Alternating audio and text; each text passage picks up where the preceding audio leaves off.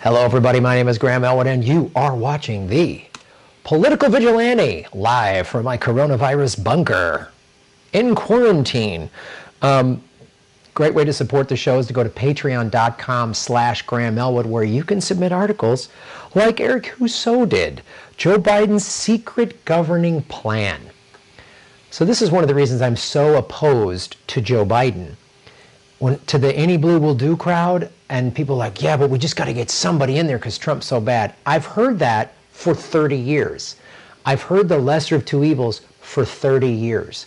The only reason I've even voted in the last two Democratic primaries as an independent is because independent Bernie Sanders was running.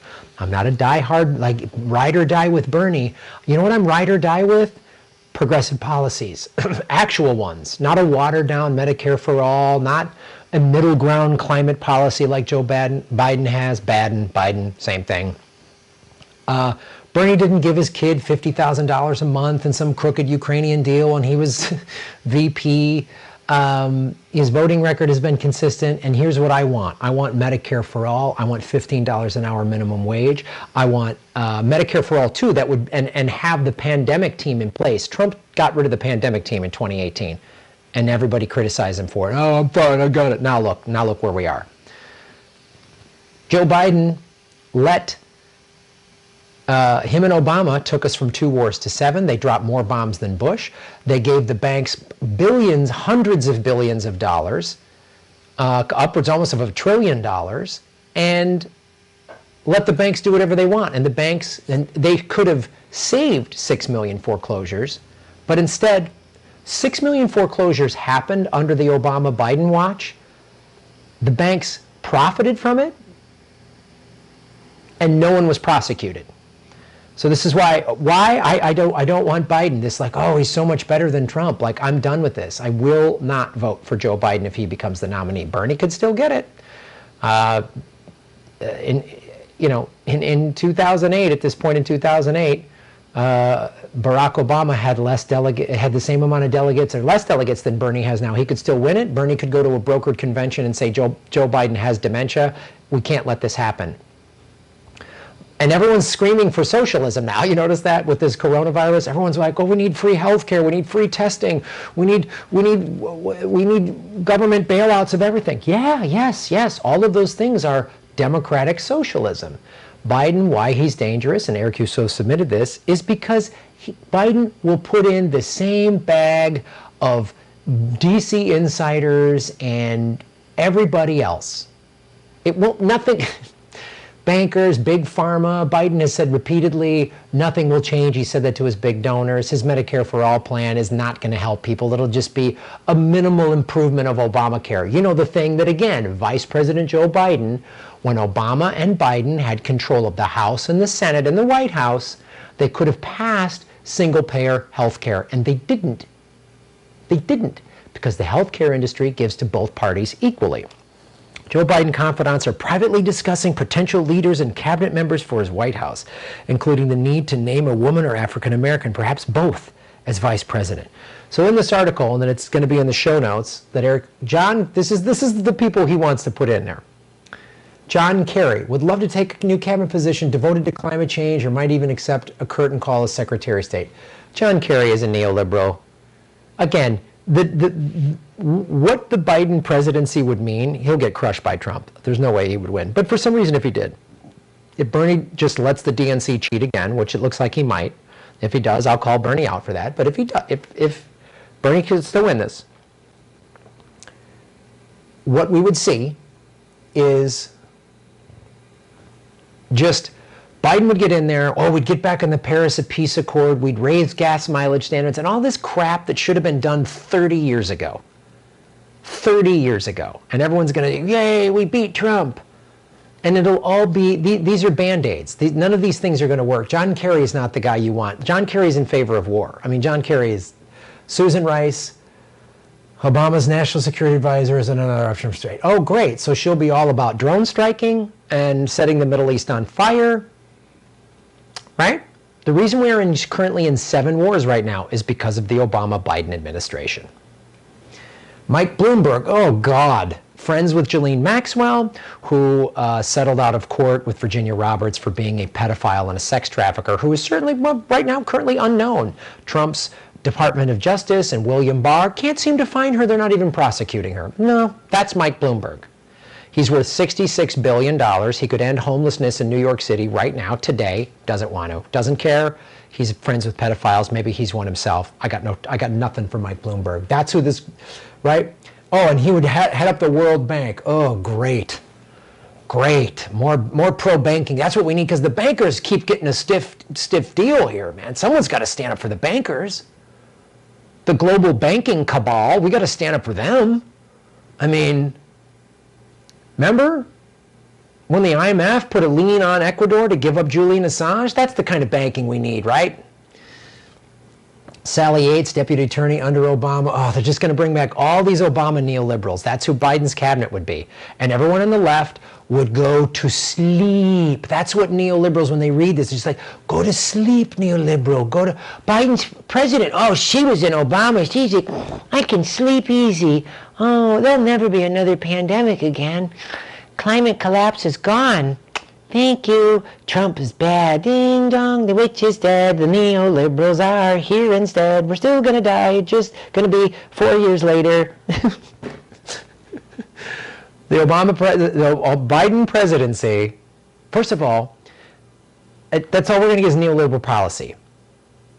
Little cat-fighting bullshit in the House and the Senate. Nothing to help workers. None of these people have a history of helping workers. Sally Yates, Deputy Attorney General under Obama, stood up to Trump and was fired. Oh, wow. Yeah.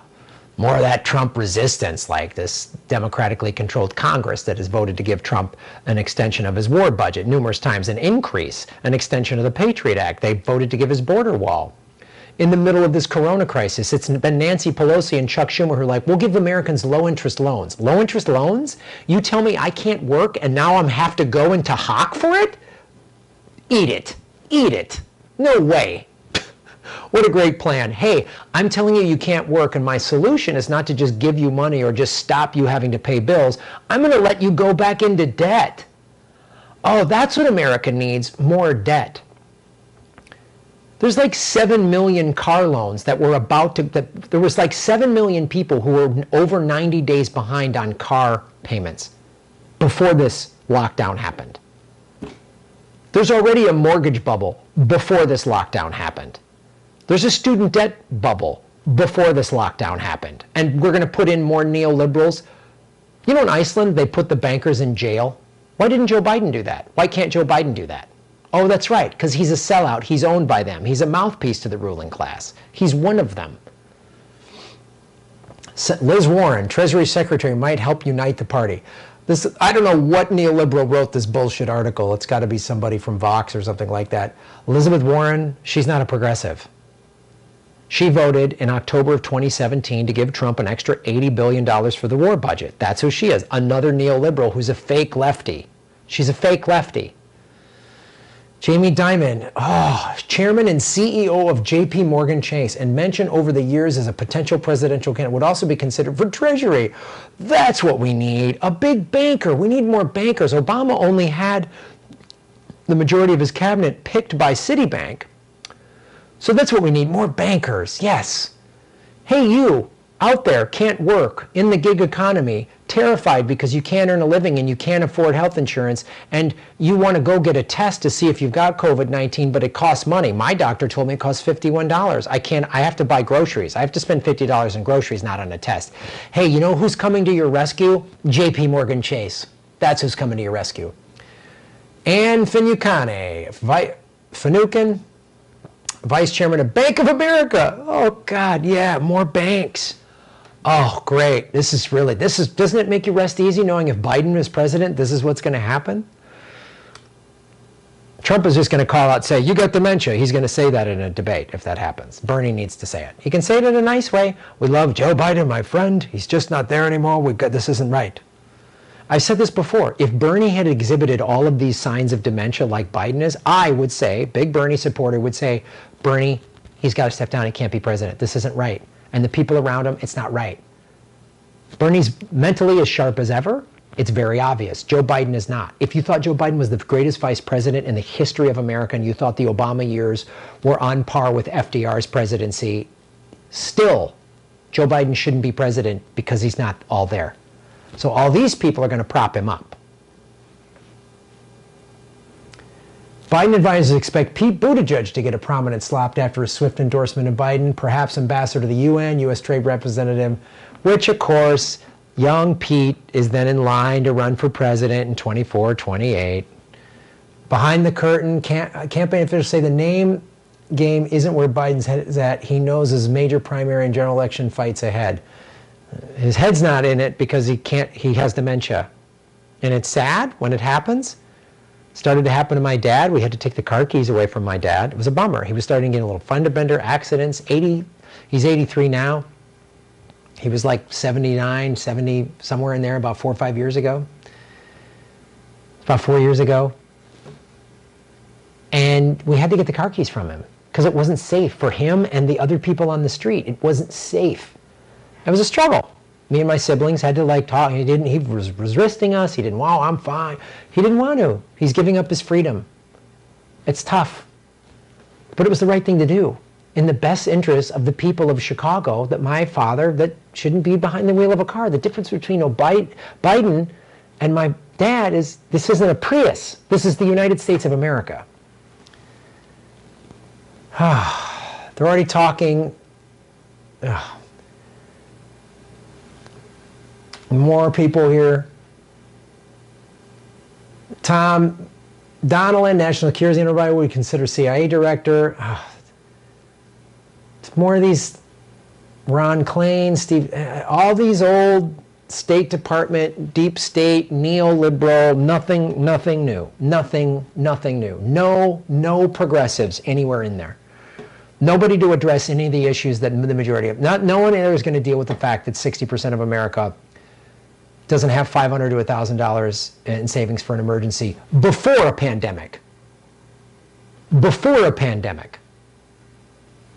What are we all supposed to do? You can't work. Oh, you should have had 3 months in savings. How? How can we have 3 months in savings when I'm paying hundreds of dollars a month for bullshit insurance that sucks?